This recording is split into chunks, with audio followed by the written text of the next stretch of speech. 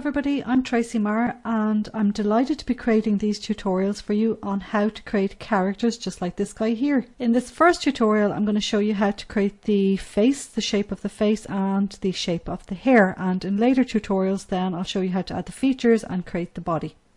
So if you've never designed anything before, if you're fearful of graphics and graphics programs, you're probably thinking, well, no, this is not something I could ever do. But I want you to step back for a little moment and look at this guy and see that he's nothing more than a series of combined shapes. So you can see he's got a big round tummy area here, he's got some sausagey type arms, little oval eyes and so on. So that's the way I'm going to approach this tutorial. I'm going to break this guy down into individual shapes. I'm going to show you how to create those shapes, and by the end of these tutorials you'll have created your very first character. Okay, so let's begin. Okay, so the first thing we need to do is create a new file. So let's do that by selecting File, New, and let's keep the width at 1500 pixels and also the height at 1500 pixels, the resolution at 72 pixels per inch, and let's select the background contents as transparent, which allows us to put different backgrounds and different colors behind our image.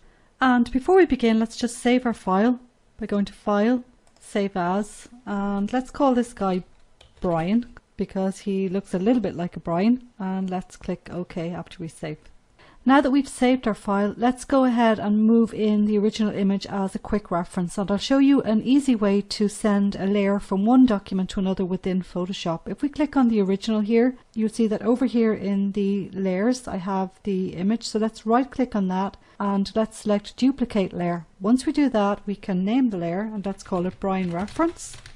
And you can then select a destination to send the layer to. So we're going to send it to the file we've just saved, which is brian.psd. So let's select OK. We can see now that the layer has been copied into this document, duplicated, and we can now use that as a reference. Next, let's make this guy a little bit bigger by selecting Ctrl T and dragging while holding Shift on the corner handle.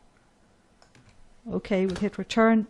Let's zoom in now by selecting Ctrl Plus, and I think we're ready to start the face and hair. And to do that we'll be using two tools. We'll be using the Path tool here and we'll be using a variety of shape tools, and by using these two tools we're creating a vector based image, which means that the image will be scalable without losing any quality or sharpness. So let's select a shape tool by right clicking on the shape option here and selecting the ellipse tool. Once you've selected that tool, make sure that you've got the first little icon here selected so that the shape is filled with a color, and you've got lots of other options here but you don't need to worry about those right now. I'll show you how to change the color once we've made the shape. So now that you've got the ellipse tool selected, simply click on the canvas and drag into an oval type shape, which is a popular face shape. Okay, so we have an oval here which sort of matches up to the shape of this guy's face, but his face is maybe a little wider up the top. So let's look at how we can alter the shape of the face. To do this we need to edit the points in the path on this circle shape here, and there are two ways to do this. There's the difficult way and there's the easy way. So obviously I'm going to show you the easy way. The difficult way involves working with the individual points on the path, these guys here, but unless you're really experienced with the pen tool this can be tricky. A much simpler way is to add anchor points to the circle or the shape that you're working with and distort by using these newly added points. So to do that we simply select the Add Anchor Point tool here with the little plus beside it. We click on points on the ellipse here and then you can simply select them and drag them while also using these handles to manipulate the curves and angles. Okay, so let's see if we can get something that resembles the shape of this guy's face here by manipulating these little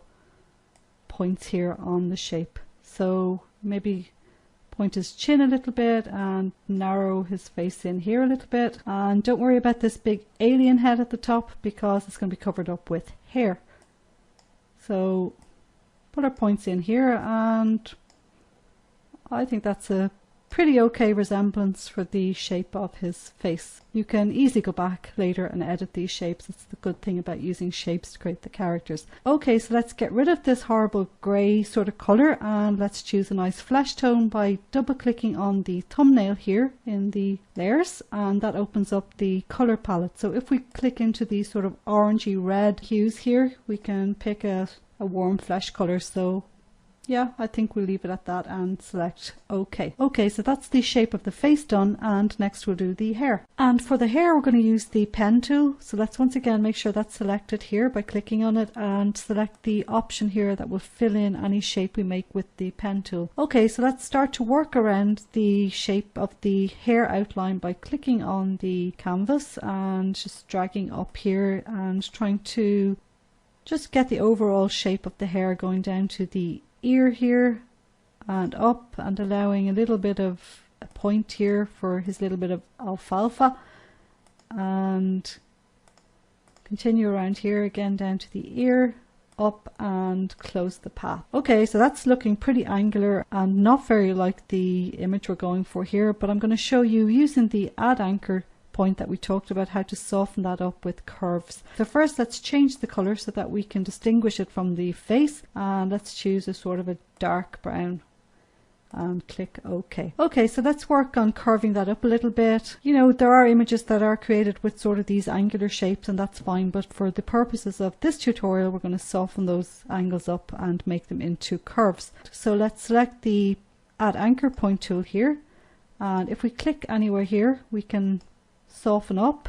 We can work with points that are already there, but they're going to remain angular. If you want to curve them a little bit, just right click, delete anchor point, click on the path to create a new anchor point, and you can curve that up then, as you can see. Okay, so let's just continue to work through that, curving everything and softening it up. Let's pull this down a little bit and just pull on the anchor points, delete, and also use the handles to create curves where necessary if that's what's called for. Okay, I'm just going to zoom in a little bit more here, and I'm going to pull this up a little bit into softer fringe. I'm going to add an anchor point in here to make this little piece here curved. I'm going to add an anchor point to bring this in, also this, and you can see it's starting to take shape. I'm going to make these a lot smaller, and all I'm doing now is adding anchor points and manipulating the ones that are already there by moving the handles. I'm not selecting anything else, I'm just using the mouse. Okay, so I think we should move his fringe up a little bit more, and let's delete this anchor point and put in a curved one here.